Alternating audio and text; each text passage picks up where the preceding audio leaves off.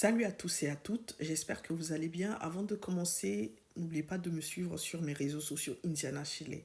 Il y a quelques jours, il y a une histoire en fait qui a un peu circulé sur les réseaux sociaux. Je ne sais pas si je peux parler de féminicide. Bon, c'est clairement le cas en fait. C'est un jeune homme, l'histoire de Ange Emmanuel, une Ivoirienne. En gros, ça se passe en Côte d'Ivoire. C'est un jeune homme qui aurait assassiné sa petite amie, décapité en petits morceaux, en fait, pour une histoire d'argent. Ok. Il a commis un meurtre, il a tenté de s'enfuir, etc., etc. Maintenant, quand je regarde les commentaires, les réactions des hommes de notre communauté, je dis waouh! En fait, il tue la femme, il tue la fille en question, et on nous dit éduquons nos filles. Genre, la fille, elle est morte, elle est décédée à l'heure où je vous parle, et on lui reproche en fait son décès.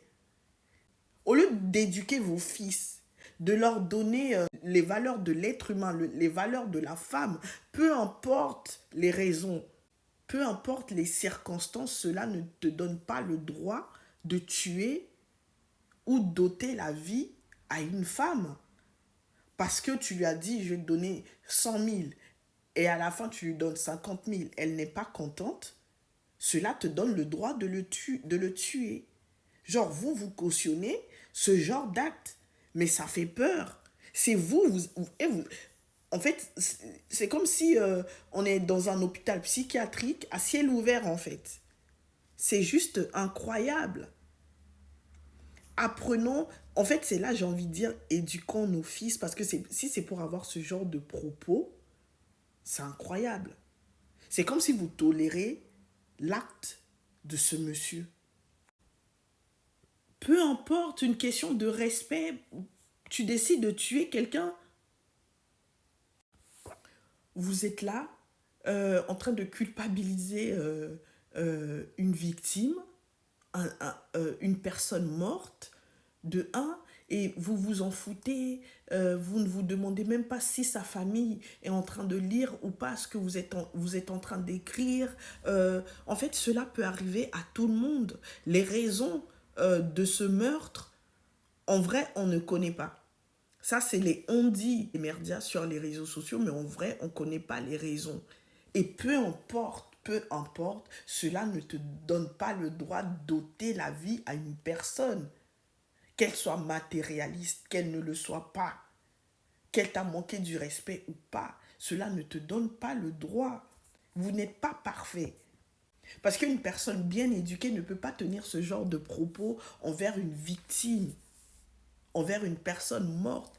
C'est juste incroyable. Et c'est que des hommes de notre communauté.